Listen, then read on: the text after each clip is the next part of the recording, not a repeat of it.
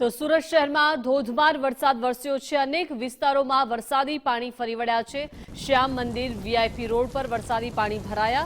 રસ્તા પર પાણી ભરાતા વાહન ચાલકોને હાલાકી થઈ રહી છે। બીઆરટીએસ રૂટ પાણીમાં સંપૂર્ણપણે ગરકાવ થઈ ગયો છે। કેડસમાં પાણી ભરાતા રાહદારીઓને પણ મુશ્કેલી થઈ રહી છે।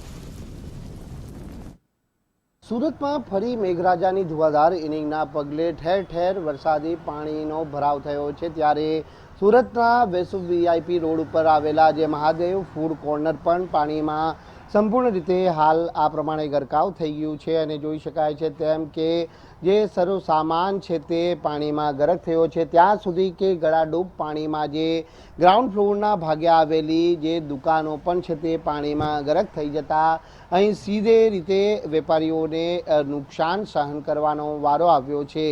સુરતમાં મોડી રાતથી જ જે છૂટો છવાયો અને ક્યાંક અતિ ભારે વરસાદ છે તે નોંધાયો હતો। વહેલી સવાર સુધી વરસાદી ઇનિંગ છે તે યથાવત જોવા મળી હતી। હાલ વરસાદે વિરામ તો લઈ લીધો છે, પરંતુ વરસાદી વિરામ બાદ જ્યાં પાણી ભરાવની સ્થિતિ સર્જાય છે ત્યાં હાલાકી લોકોની વધી છે। એટલે પાણીનો નિકાલ છે તે યોગ્ય રીતે ન થતાં અહીં રીતસર લોકોને પારાવાર મુશ્કેલીનો સામનો કરવાનો વારો આવ્યો છે। ત્યારે સુરત મહાનગરપાલિકા દ્વારા પ્રી મોન્સૂનની કામગીરીના જે મોટા દાવા કરવામાં આવ્યા હતા તે દાવા તદ્દન પોકળ સાબિત થયા છે।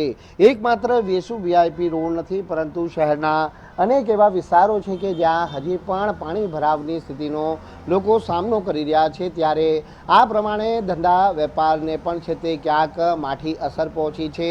નાના નાના જે વેપારીઓ ફૂડ સ્ટોલ હોય છે તેવા લોકો એ અહીં સ્ટોલ લીધા હતા અને ત્યારે આ સ્ટોલ ધારકોને આ રીતે હવે ફરી એક વખત નુકસાની સહન કરવાનો વારો આવ્યો છે, કારણ કે દુકાનોમાં સરો સામાન પણ રહેલો છે અને દુકાનોની બહાર જ્યારે ગળાડૂબ પાણી ભરાયા છે ત્યારે સ્વાભાવિક છે કે નુકસાન જે વેપારીઓને ચોક્કસથી થયું હોવાની શક્યતાઓને અહીં નકારી શકાય તેમ નથી। એટલે માંડ જ્યારે ખાડીપુરમાંથી જે લોકો બહાર આવ્યા હતા ત્યારે ફરી લોકોએ આ પ્રમાણેની હાલાકીનો સામનો છે તે કરવો પડી રહ્યો છે।